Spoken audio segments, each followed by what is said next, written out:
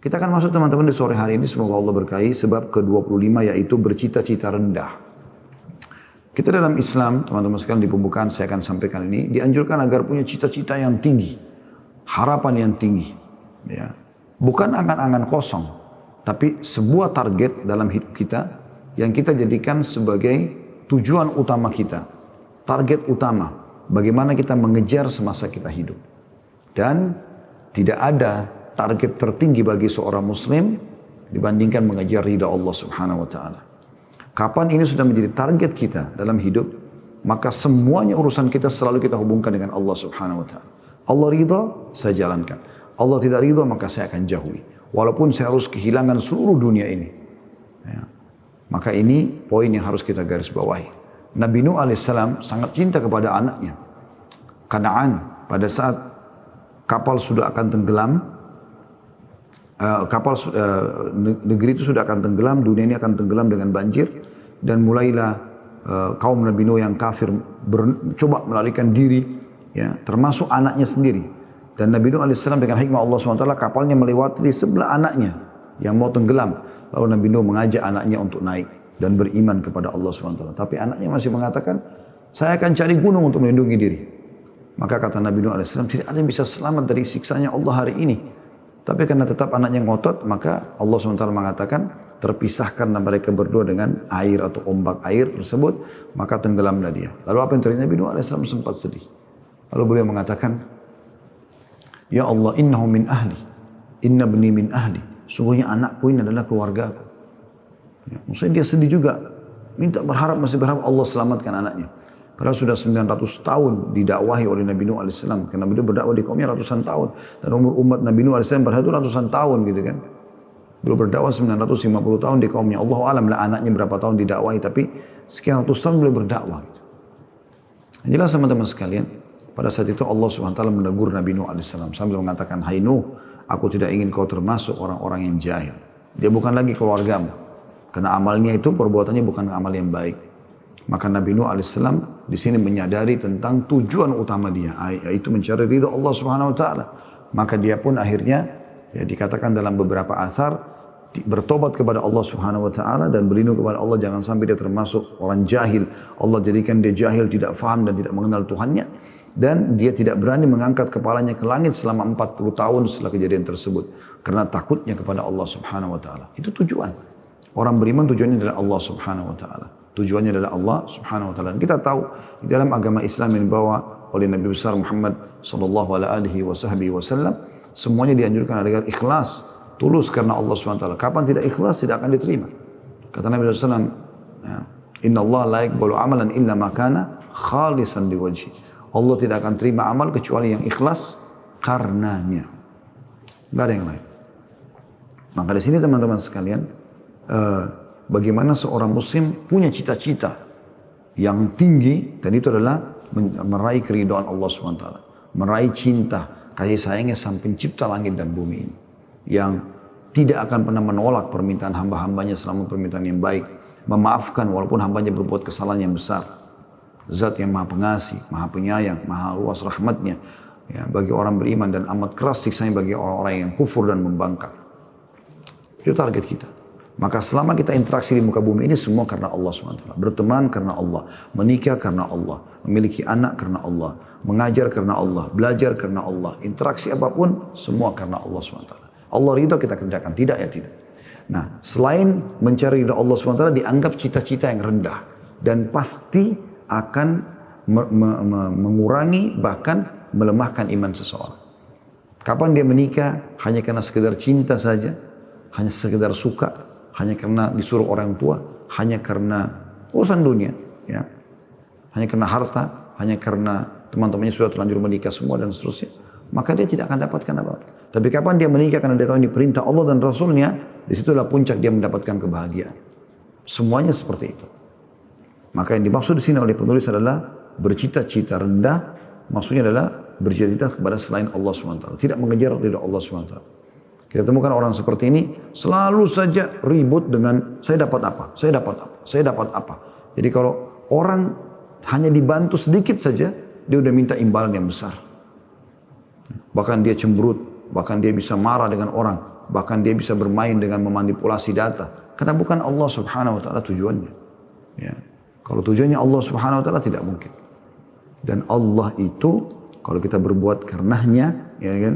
Allah mengatakan inna Allah yarzuqu may yasha' bighairi hisab. Allah itu kalau membalas kebaikan orang, nggak ada lagi hitungannya. Siapa yang mengejar akhirat yang Allah janjikan, ridha Allah SWT, dunianya akan ikut. Ya kan? Tapi siapa yang mengejar dunia, urusannya bukan karena Allah SWT, maka akhiratnya akan luput. Kata Nabi SAW dalam sebuah hadis, siapa yang menjadikan akhirat adalah targetnya, Allah Subhanahu Wa Taala dan apa yang Allah janjikan, bertemu dengan Allah, masuk ke surga Allah Subhanahu Wa Taala, Allah akan lapangkan dadanya. Allah akan tanamkan kekayaan dalam hatinya. Allah akan perlihatkan depan matanya kekayaan itu. Dan siapa yang dunia, targetnya bukan karena Allah Subhanahu Wa Taala, maka Allah akan buat kemiskinan di depan matanya, kesempitan dada, walaupun dia memiliki banyak harta. Oleh karena itu teman-teman, kebahagiaan sebenarnya adalah pada saat kita jadikan Allah SWT sebagai target. Dan kalau sudah Allah, selalu kita targetnya adalah membantu, dan seterusnya. Berdakwah karena Allah, membantu karena Allah, menasihati karena Allah, memberi karena Allah, dan seterusnya. Menutupi kesalahan karena Allah, semuanya. Memaafkan karena Allah, ini karena hidup orang itu sudah sampai pada tujuan cita-cita tertingginya. Saya akan bacakan teman-teman sekalian apa yang ditulis oleh penulis di sebab ke-25. Bercita-cita rendah. Bukan suatu hal yang berlebih-lebihan, kata beliau, jika saya katakan bahwa sebagian besar di antara orang-orang yang konsisten atau coba istiqamah dalam agama, memiliki kemauan rendah yang merupakan sikap kecil hati untuk meraih yang lebih mulia dan sikap puas dan rela dengan perkara-perkara kecil dan tidak mempunyai cita-cita untuk merealisasikan tujuan-tujuan mulia. Padahal nilai seorang manusia adalah sebesar kemauan dan cita-citanya. Ibnu Qayyim rahimahullah berkata mengenai poin tersebut. Maksudnya adalah bahwa sesungguhnya kemauan seseorang apabila bergantung kepada Allah semata, yang maha suci dan maha pemurah, yang didasari harapan tulus kepadanya, kepada Allah SWT, maka itulah yang dimaksud kemauan tinggi yang tidak dapat ia tunda. Tidak sabar untuk tidak meraihnya. Karena jiwanya telah dikuasai oleh harapan tersebut. Dan karena telah menjadi kebulatan tekadnya untuk meraih cita-cita. Maka ia tidak menoleh kepada selain apa yang ia cita-citakan. Orang yang memiliki kemauan keras seperti ini mudah mencapai dan meraih apa yang ia cita-citakan. Ya. Jadi di poin ini juga perlu saya titik beratkan ya. Ada banyak juga orang yang sudah mulai kenal agama, tapi dia tidak punya sebuah cita-cita besar. Mungkin dia tahu, oh ini agama Allah, ya sudah, saya kerjakan deh ibadah yang saya kerjakan. Saya juga kerjakan karena Allah, ya udah. Tapi dia tidak punya, ini poin setelahnya ya. Kalau tadi poin pertama itu, kapan Anda punya cita-cita selain target mendapat ridha Allah, bukan Allah tujuan utama Anda itu, maka dianggap cita-cita rendah. Nah sekarang kalau Anda sudah anggap cita-cita karena Allah, di sini juga tidak cukup. Ditambahkan oleh penulis di sini, harusnya kita tingkatkan level kita. Cita-cita itu harus diniatkan lagi meraih yang terbaik apa yang dijanjikan. Gitu. Jadi tidak stuck di satu tempat jenis ibadah, tapi dia coba terus meningkatkan kualitasnya itu. Kalau Anda sudah sekian tahun sholat duha 2 rakaat, jangan terus stuck di situ. Tambah. Pindah ke 4 rakaat, pindah ke 8 rakaat, pindah ke 12 rakaat. Cari yang terbaik. Dan kalau sudah sampai pada tingkat yang afdal, yang terbaik, ya, istilah agama kita afdal, Anda istiqomah sampai meningkat. Di sini masuk dalam firman Allah SWT, wa'bud rabbaka hatta ya'tiyakal yakin. Sembahlah Tuhanmu sampai datang kepadamu kematian itu. Seperti itu. Jadi ini poin yang mendasar yang harus diketahui. Gitu ya. Maka kita harus punya cita-cita yang besar. Kalau selama ini saya cuma baca Quran kapan ada waktu, sekarang saya harus terapkan setiap hari saya baca. Walaupun cuma 1 ayat. Setelah berjalan harus punya cita-cita lebih besar, yaitu mulai sekarang 10 ayat per hari. Atau kalau mau dianggap lebih berat, masih berat 5 ayat per hari. Berjalan waktu Anda harus punya target. Sebulan saya harus pindah ke 10 ayat. 2 bulan saya harus pindah ke 20 ayat. Terus begitu. Ya. Siapa yang sampai pada tingkat bisa membaca 1000 ayat per hari, maka dia akan dicatat sebagai, kata Nabi SAW, orang yang meraih pahala melimpah, kebutuhannya dipenuhi.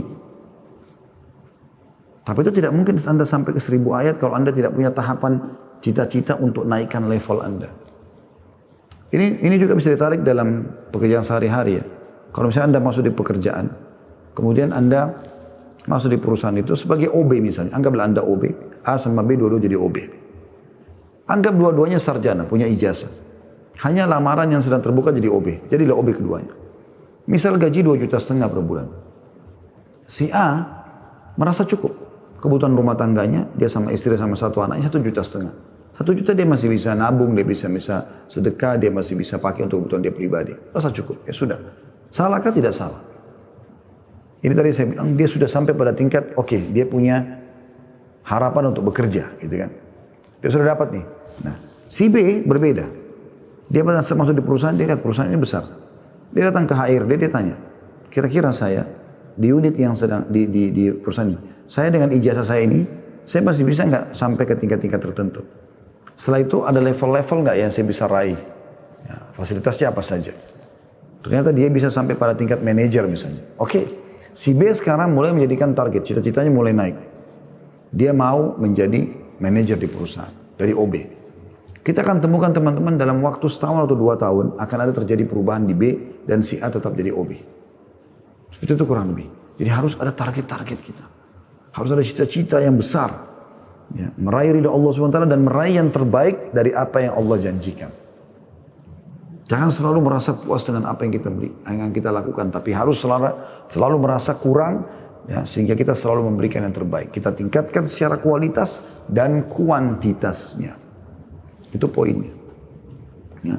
Dan ini nanti akan membuat teman-teman seperti ada program dalam diri kita untuk menjadi orang yang lebih baik, orang lebih baik, orang lebih baik. Gitu. Kita akan terus seperti itu. Saya sangat terinspirasi dengan Abdullah bin Mubarak rahimahullah. Ini orang ulama tabi'in, mungkin tidak banyak orang yang tahu namanya gitu. Tapi kalau Anda sudah tahu, alhamdulillah Anda bisa ketik di Google banyak cerita Abdullah bin Mubarak. Orang ini subhanallah tampan, ya, sudah tinggi, putih, tampan. Kemudian dia hafal Al-Quran, menjadi ulama muslimin. Kemudian dia pengusaha yang berhasil. Plus lagi, teman-teman sekalian, dia berprestasi dalam keterampilan bela diri dalam berperang. Anda bayangkan ini, berkumpul semuanya gitu. Ya, kalau kita lihat poin-poin dalam hidupnya ada. Jadi memang dia Allah berikan kelebihan fisik, ketampanan dia bukan digunakan untuk kemaksiatan sebagaimana sebagian orang. Begitu tampan, oh kapan jadi artis nih, kapan jadi ahli maksiat. Cantik, heran kalau hafal Quran, harusnya menjadi ahli maksiat. Justru pamer auratnya, justru ini dan itu. Tidak, digunakan dalam ketaatan. Terus mulailah belajar agama. Jadi agama ini dijadikan sebagai tabungan sampai menjadi ulama muslimin. Ini sudah luar biasa. Menjadi ulama sudah sebuah kedudukan luar biasa. Karena kata Nabi SAW, al-ulama warathatul anbiya. Ulama pewarisnya para nabi. Jadi kita nggak bisa ketemu Nabi Muhammad SAW di dunia. Insya Allah ketemu di akhirat nanti. Biidnillah.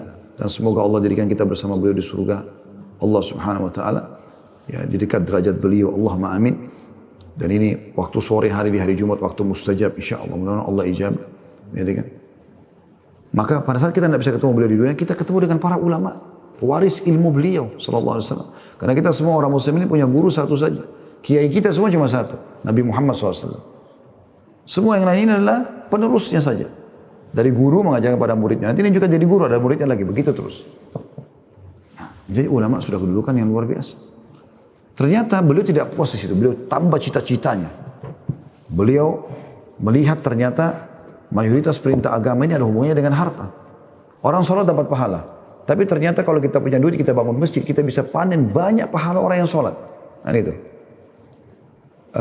Jihad, besar pahalanya. Berperang dengan fisik segala macam. Tapi kalau diikuti dengan harta, Allah selalu ikutkan bi amwalikum wa anfusikum. Jihad dengan harta dan juga jiwa kalian. Berarti beliau cari yang ini. Beliau berusaha. Sebagai seorang ulama diterapkan ilmu dalam bisnis dan berhasil menjadi seorang pengusaha yang kaya raya. Luar biasa gitu, ya. Kemudian tidak cukup di situ. Beliau lihat ibadah yang paling afdal adalah jihad. Maka beliau juga coba latihan bela diri segala macam sampai punya keterampilan luar biasa dalam jihad. Disebutkan dalam sebuah riwayat pernah bertemu antara pasukan muslimin dan ada Abdullah bin Mubarak di situ rahimahullah. Jadi ilmunya menghiasi dia, luar biasa gitu. Dengan ilmunya dia bersedekah paling besar di jalan itu, tapi orang tidak tahu kalau dia yang sedekah. Dengan ilmunya dia pelajari keterampilan bela diri dan dia menjadi orang yang tawadhu. Walaupun dia mahir, dia tawadhu. Dia menggunakan surban yang ditutup sampai ke alisnya, cuma bola mata yang kelihatan dan ditutup juga bagian wajahnya. Dan dia berada di belakang pasukan. Waktu dia bergabung, nggak ada yang tahu kalau dia Abdullah bin Mubarak. Padahal dia ulama besar. Ketemulah dua pasukan antara muslimin dengan pasukan Romawi. Pada saat ketemu, subhanallah, ada satu prajurit Nasrani waktu itu, pasukan salib, yang mengeluarkan pedang yang besar, ya, dengan postur tubuh yang kekar dari atas kuda, lalu teriak-teriak mengajak duel kaum muslimin. Lihat postur tubuh yang besar, baju besi dari kepala sampai kaki. Dia menggunakan pedang yang besar, pegangannya pun besar dari besi semuanya. Tidak ada orang yang berani maju nih. Maka tiba-tiba keluar dari belakang pasukan seseorang yang menggunakan cadar, masuk. Badannya tidak terlalu besar, tentu musuh itu lebih besar. Lalu duel lah, subhanallah, dalam beberapa gerakan berhasil membunuh orang kafir itu. Orang semua bersorak-sorak, Allahu Akbar, kita menang, dan seterusnya. Pasukan kafir syok, karena memang ini adalah prajurit terbaik mereka, dikalahkan oleh seseorang yang postur tubuhnya lebih kecil daripada prajurit mereka. Maka yang terjadi, Abdullah bin Mubarak, orang ini pergi ke belakang pasukan. Dia tidak ada sorak-sorak depan pasukan, tidak ada. Dia ke belakang sekali. Rupanya ada satu orang yang penasaran, diikutin orang ini. Pas dekat kudanya dari samping, tanpa disadari oleh orang yang di atas kuda, yang di sebelah ini loncat, tarik, ya, tutupan wajahnya. Terbuka, ternyata dia Abdullah bin Mubarak, rahimahullah. Ulama yang luar biasa. Ya. Ternyata dia punya cita-cita yang besar untuk meraih mana yang terbaik. Dinukil juga kisah teman-teman tentang Imam Syafi'i rahimahullah. Berkata orang di sekitarnya, Imam Syafi'i, kalau kami duduk padanya berbicara tentang masalah agama, kami temukan dia adalah lautan yang luas. Semua bisa dijawab, gitu kan? Dan kalau kami berbicara dengannya tentang ilmu kedokteran, kami akan temukan dia seperti seorang tabib yang paling mahir. Jadi bidang-bidang itu semua dikuasai, tidak merasa cukup dengan apa yang ada. Terus dia menggali potensi yang ada. Ini satu hal yang sangat baik. Harusnya setiap muslim faham masalah itu. Dan ingat, jangan lupa ini dikerjakan karena Allah Subhanahu wa taala. Kata beliau, sungguh umat ini membutuhkan orang-orang yang mempunyai cita-cita dan kemauan tinggi, mengarungi awan di langit untuk mengembalikan kejayaan dan, maksudnya di sini bahasa ya, maksudnya meninggi setinggi langit ini, setinggi awan gitu. Bagaimana dia punya cita-cita yang sangat besar untuk mengembalikan kejayaan dan untuk memberi catatan emas dalam sejarah bagi umat Islam yang hampir saja terlupakan. Karena adanya berbagai macam rintangan dan aral yang telah memalingkan hati sebagian besar kaum muslimin. Sebagai akibatnya adalah mereka menukar sesuatu yang berharga yang mereka miliki dengan sesuatu yang murah. Mereka lebih mengutamakan nikmat sesaat daripada nikmat yang abadi. Hingga sebagian di antara umat yang mengaku telah mengikrarkan kalimat tidak ada Tuhan yang berhak disembah kecuali Allah, hidup hanya untuk memenuhi seluruh keinginan dan meraih cita-cita ya, akhirat dan tidak menjadikan dunia sebagai targetnya. Jika lemah kemauan dan rendahnya cita-cita itu telah melanda sebagian besar kaum muslimin, maka seharusnya dan selayaknya tidak melanda orang-orang soleh yang konsisten berpegang teguh kepada agama mereka. Akan tetapi fakta telah menjadi saksi bahwa lemah kemauan dan rendahnya cita-cita telah merambat kepada orang-orang multazimin atau orang-orang yang sudah mulai konsisten. Ini terjadi di ikhwah-ikhwah dan akhwat kita lihat ya. Begitu mereka sudah mulai kena pengajian satu kali, dua kali, mulai ingin berpenampilan syar'i. Tampil dia sebagai, diistilahkan dengan seorang ikhwah, akhwat, seorang perempuannya namanya, diistilahkan dengan akhwatnya, dengan jilbabnya, dengan cadarnya. Tapi mereka stuck di situ. Mereka enggak lagi memperdalam ilmu, enggak lagi terus menggali supaya menjadi orang yang sampai pada level iman yang sangat baik. Enggak, mereka tinggal di situ. Akhirnya terjerumuslah mereka pada dosa-dosa lagi, gitu kan. Nah, yang lebih parah lagi dikuasai oleh syaitan, sehingga akhirnya mulai yang dipelajari bukan ilmu-ilmu agama, tapi bagaimana mencari kesalahan gurunya, bagaimana mencari kesalahan teman-temannya di majelis, bagaimana menggunakan kesempatan untuk menipu mereka. Saya berapa kali ketemu dengan sebagian ikhwah begitu. Ustadz, yang anak kasih modal ini orang yang kalau sholat di saf pertama tidak pernah ketinggalan puasa Senin Kamis, kalau 10 Ramadan ya i'tikaf di masjid, luar biasa. Nah, tapi rupanya dia justru menipu di majelis. Dia cari mangsa-mangsanya, dia menipu. Dia hanya tunggangin bukan karena Allah subhanahu wa ta'ala. Dan di mana anda mau sembunyi? Pasti Allah bongkar kejahatan anda. Tidak ada kejahatan di muka bumi teman-teman yang tidak dibongkar. Di dunia dipermalukan, dihukum di akhirat juga akan lebih berat kalau dia tidak taubat. Orang mukmin sejati kata beliau selalu mencintai nilai lebih dalam kebaikan. Karena kemauan dan cita-citanya tinggi. Dan karena dicintainya, yaitu Allah ada di langit, tempat yang tinggi. Sedang tempat cita-cita dan kemauan keras itu adalah hati. Dan hati adalah tempat dan pusat perhatian Allah subhanahu wa ta'ala. Ibnu Qayyim rahimah, tentu ini ada sabda Nabi SAW ya, yang kata Nabi SAW, Inna Allah la yanzuru ila suwarikum wala ajsamikum. Allah tidak pernah melihat paras wajah dan postur tubuh kalian, walakin yanzuru ila qulubikum wa amalikum. Tapi Allah lihat kepada hati dan amal kalian. Ibnu Qayyim rahimahullah berkata, aku pernah mendengar Syekh Islam Ibnu Taimiyah mengungkapkan beberapa athar ilahi yang berbunyi, Allah SWT berkata, sesungguhnya aku tidak melihat pada ucapan seseorang ahli hikmah, melainkan aku melihat pada kemauannya. Dan sejarah pun penuh dengan taburan harumnya. Maksudnya kemauan dia, kalau dia itu mau jadi baik, ya, dia mau jadi lebih berprestasi, kemauannya seperti apa, sampai di mana. Allah kasih sampai dengan kemauannya. Dan jangan pernah batasi teman-teman kemauan kita pada titik tertentu yang sebenarnya kita bisa lebih tinggi daripada itu. Dan jangan pernah ucapkan kata-kata buruk. Dinukil juga sebuah athar tentang Nabi Yusuf alaihissalam. Nabi Yusuf alaihissalam itu sempat tinggal sekian tahun di penjara. Dalam sebuah asar disebutkan dia pernah bertanya kepada Jibril AS. Dia mengatakan, kenapa Allah membiarkan saya sekian lama di penjara? Ya. Maka Jibril mengatakan, bukankah itu permintaanmu hai Yusuf? Waktu Nabi Yusuf AS disuruh keluar oleh Ratu Mesir di hadapan para wanita Mesir untuk dipamerkan di depan wanita-wanita tersebut, karena Ratu ini sudah tergila-gila dengan Yusuf AS dan berharap berzina dengan Yusuf. Kan? Tapi Allah SWT selamatkan Nabinya Yusuf AS.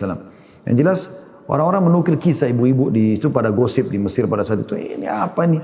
Ratu kita kok tergila-gila dengan anak angkatnya gitu kan.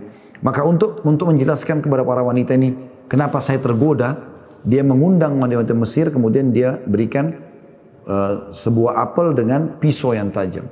Kemudian pada saat ya sudah kumpul semuanya, maka si ratu mengatakan, saya akan perlihatkan kepada kalian sesuatu. Maka perhatikanlah baik-baik. Lalu dia berkata kepada Yusuf, keluarlah. Lewat di hadapan mereka. Yusuf alaihissalam jalan. Ini kita sulit sekali menggambarkan ya, bagaimana tampannya Yusuf alaihissalam sampai-sampai Al-Quran menggambarkan. Falamma ra'ainahu akbarna wa qatta'na aydiyahun. Pada saat wanita-wanita itu melihat Yusuf, mereka bertakbir dan mereka memotong tangan-tangan mereka. Ya, setampan apa laki-laki itu sampai perempuan lupa mana jari, mana apel, dan memotong jari-jari mereka. Ya. Di sini qatta'na aydiyahun, mereka memotong tangan-tangan mereka, berarti seluruh wanita yang hadir memotong tangan mereka karena terkagum dengan ketampanan Yusuf AS. Maka apa kata ratu? Itulah yang membuat aku tergila-gila. Ya. Kalau dia tidak lakukan apa yang aku perintahkan, maksudnya berzina, maka aku akan penjarakan dia. Dan dia termasuk orang-orang yang hina. Apa kata Yusuf pada saat itu? Ya Tuhanku, penjara lebih aku cintai daripada ajakan mereka. Nah, perkataan Nabi Yusuf, penjara lebih aku cintai, artinya dia pilih penjara. Semestinya kan pada saat itu dia minta kepada Allah SWT agar diselamatkan dari beban ini, gitu kan. Nah, karena dia minta penjara, Jibril AS mengatakan, kan yang minta penjara kamu. Maka oleh karena itu orang teman-teman sekalian, bukan berarti Nabi Yusuf sini punya kesalahan, tidak. Nabi Yusuf sebagai manusia biasa, walaupun utusan Allah, dijadikan pelajaran buat kita gitu. Usahakan minta sesuatu yang baik dari Allah SWT. Pernah ada sahabat sakit keras. Sakitnya itu sampai mengagetkan satu Madinah. Orang-orang Madinah berbicara, si fulan sakit. Dan sakitnya itu aneh gitu dia. Kelihatannya sangat tersiksa. Maka sampai berita kepada Nabi SAW, Nabi menjenguknya di rumah. Begitu Nabi lihat SAW, Nabi langsung tanya dia, kau ini berdoa apa sama Allah? Dia bilang, ya Rasulullah, saya mengatakan, ya Allah, kalau seandainya ada sesuatu dosa, ada dosa yang saya lakukan, ada dosa yang saya lakukan di dunia, yang akan dihukum, yang akan engkau hukum di akhirat, maka segerakanlah di dunia. Kata Nabi SAW, Maha Suci Allah. Maksudnya kenapa kau doa itu? Kenapa kau tidak mengatakan Rabbana atina fid dunya hasanah? Ya Allah, berikan kami kebaikan di dunia. Berikan aku kebaikan di dunia. Wa fil akhirati hasanah. Berikan juga aku yang terbaik di akhirat. Wa qina adzabannar. Selamatkan kami dari api neraka. Minta Allah berikan yang terbaik di dunia. Jangan minta kau dihukum. Gitu kan? Sampai mati pun yang pasti datang. Kata Nabi SAW, jangan kalian berharap mati. Kalau kalian betul-betul sudah tidak bisa tahan, ucapkan, ya Allah, hidupkanlah aku kalau hidup lebih baik bagi aku, dan matikan aku kalau mati lebih baik bagi aku. Seperti itu. Selanjutnya dari Rabi'ah bin Ka'ab al-Aslami diriwayatkan bahwa beliau berkata, aku pernah bermalam bersama Rasulullah SAW, lalu aku membawakan kepadanya air wudhu dan keperluannya. Lalu beliau bersabda kepadaku, mintalah sesuatu. Maksudnya karena sahabat ini nginap dengan Nabi SAW, ingin sholat dengan Nabi, ingin mendekatkan diri dengan Nabi. Gitu. Maksudnya bagaimana mungkin ada nasihat-nasihat dan Nabi izinkan SAW untuk nginap bersamanya. Maka karena orang ini juga dia bangun, lalu dia siapkan air Nabi. Nabi ingin memberikan dia sesuatu. Mintalah, kau mau apa? Maka aku berkata, kata Rabi'ah radhiyallahu anhu, sahabat yang cerdas. Dia mengatakan, aku hanya minta agar bisa bersamamu di surga ya Rasulullah. Perhatikan angan-angannya. Bukan minta ya Rasulullah mudahkan saya menikah dengan wanita si fulana, mudahkan saya dapat harta, mudahkan saya ini dan itu. Enggak. Dia bilang, saya minta ya Rasulullah, aku minta bersamamu di surga. Kata Nabi SAW, ada yang lain? Dia bilang, hanya itu ya Rasulullah. Maka Nabi SAW mengatakan, maka tolonglah aku untuk dirimu supaya kau bisa bersama aku nanti dengan engkau memperbanyak sujud. Hadis ini riwayat Imam Muslim. Artinya perbanyak ibadah sunnah, ya selain wajib yang kau kerjakan, aku akan membantumu bersama kau nanti di surga. Tapi lihat bagaimana cita-citanya tinggi sekali sahabat ini. Ingin bersama Nabi SAW di surga. Jadi bukan rendahan, ingin seperti pemain bola itu, ingin seperti artis ini, terlalu kecil sekali harapannya gitu. Dan duniawi sekali. Bagaimana harapannya Allah Subhanahu wa Ta'ala? Bagaimana mencintai Rasulullah SAW dan menjadi orang yang bersama beliau dan pengikutnya sehingga bisa meraih yang terbaik yang Allah janjikan.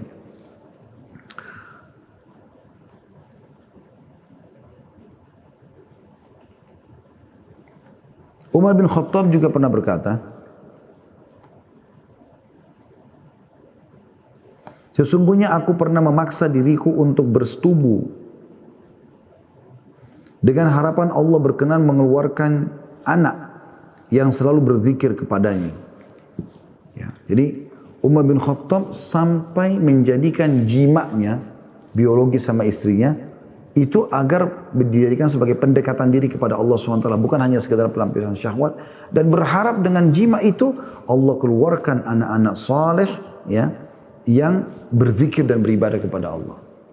Tinggi, semua harapannya karena Allah SWT. Terdapat beberapa indikasi yang menunjukkan bahwa seseorang memiliki cita-cita atau kemauan rendah. Antara lain yang pertama, rendah kemauan dalam menuntut ilmu. Berarti juga rendah cita-citanya. Malas menuntut ilmu. Yang kedua, malas untuk berdakwah kepada Allah Subhanahu wa Ta'ala. Walaupun dia punya ilmu, dia tidak mau sampaikan. Sudahlah pengajian begini, banyak sekali, apalah segala macam. Capek, malas. Yang ketiga, lari dari tanggung jawab. Utang sama orang, tugas kita ikhwah dan akhwat, kalau kita punya utang, kita belum bisa bayar, gentle datang, bilang saya belum bisa bayar, tolong berikan saya tenggang waktu dan seterusnya. Anda datangkan dalil-dalil, ada hadis Nabi SAW, siapa yang memberikan tenggang waktu untuk saudaranya muslim, maka dia akan dapat lindungan Allah SWT. Saya tidak akan kemana-mana. Rumah ini tempat tinggal saya akan selalu memberitahukan perkembangan kalaupun saya pindah tempat, dan saya berusaha bekerja. Begitu ada saya akan bayarkan. Begitu, bukan malah lari dari tanggung jawab, malah lari. Masalah itu teman-teman untuk dihadapi, bukan untuk dihindari gitu kan. Hadapi. Kalau kita salah kita minta maaf, luruskan, taubat kepada Allah SWT. Itu yang Allah inginkan. Itu yang Allah perintahkan. Dan kalau kita benar, kita tinggal mempertahankannya. Yang keempat, bermalas-malasan dalam melakukan kewajiban-kewajiban dalam ibadah. Nunda-nunda waktu sholat, ya, tanpa ada alasan. Ya.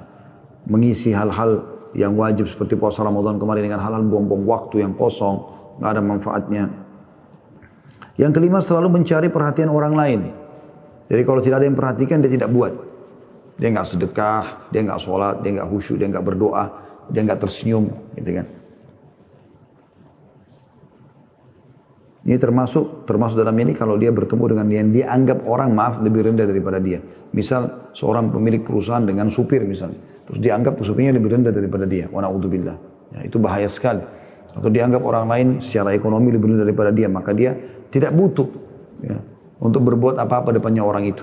Nanti kalau ada orang pejabat atau apa, baru dia kelihatan baik, gitu kan. Nah ini termasuk di dalamnya. Yang keenam, terlena dengan penampilan luar yang tidak bernilai. Nah, ada orang begitu, dianggap nanti kalau orang ini penampilannya begini dan begitu, baru bisa saya berteman, ya, baru bisa begini dan begitu. Ya, padahal tidak harus jadi patokan. Ada saja orang yang mungkin pakainya biasa karena dia miskin, tapi ibadahnya dan pendekatan diri kepada Allah luar biasa. Yang ketujuh, sibuk dengan sesuatu yang tidak bermanfaat dan berpaling dari yang penting. Ini sudah kita jelaskan pada pertemuan sebelumnya ya. Yang kedelapan, terbuai dengan kemewahan.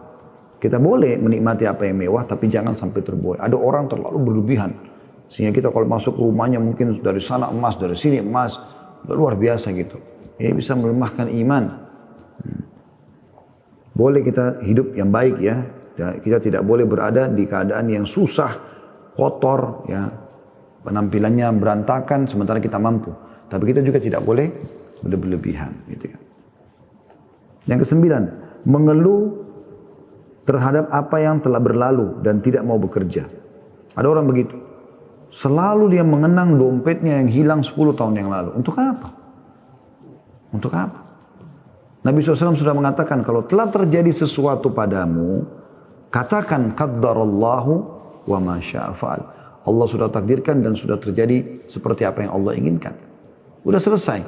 Sekarang saatnya kalau ada masalah 6 huruf, ingat itu, 6 huruf. Solusi. Ada masalah apa? Solusinya langsung. Bukan lagi kita tanya kenapa terjadi, nggak ada gunanya. Apa jalan keluarnya sekarang? Kalau Anda pulang rumah, kebakaran rumah, pikirkan solusinya, padamkan dulu apinya. Bukan kenapa terjadi, ribut sana sini, teriak-teriak, suaranya habis, rumahnya juga hangus. Jadi harus ada solusi. Dan kata Nabi SAW, jangan pernah buka pintu kalau seandainya, karena itu membuka pintu syaitan. Ya. Jadi kalau sudah berlalu ya sudah. Kebaikan pun tidak usah terlalu banyak dikenang-kenang, nanti jadi riak. Keburukan, udah. Sekarang ubah menjadi lebih baik. Tidak ada kata terlambat. Walaupun masa lalu Anda buram, buruk, Anda sudah taubat, tidak ada kata terlambat. Tunjukkan yang terbaik sekarang. Itu bertujuh cita-cita tinggi. Ya, yang penting karena Allah SWT. Yang ke-10, banyak mencerca dan sedikit bekerja. Ada orang begitu. Mulutnya luar biasa, seperti corong. Semua orang salah bagi dia. Semua orang disorotin teman-teman kerjanya. Orang di sekitarnya.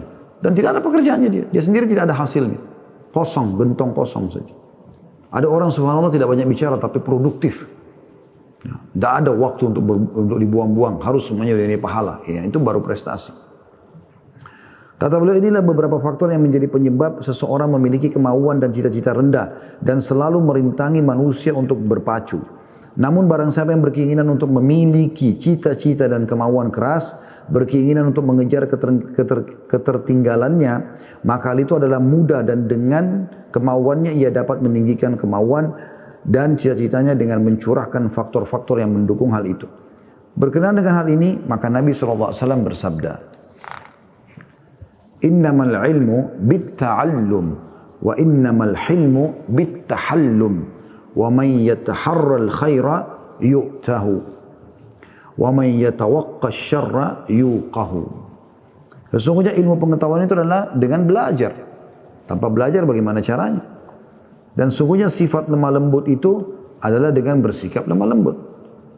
Barang siapa yang berupaya mencari kebaikan, niscaya diberikan kepadanya. Dan barang siapa yang berupaya menghindari keburukan, niscaya terhindar darinya.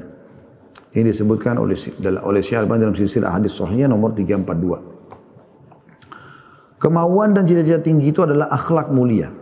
Sementara akhlak itu sendiri dapat berubah dan bukan sesuatu yang mustahil atau tidak mungkin untuk melakukan perubahan. Ada beberapa langkah dalam upaya untuk membangun mental dan berkemauan keras.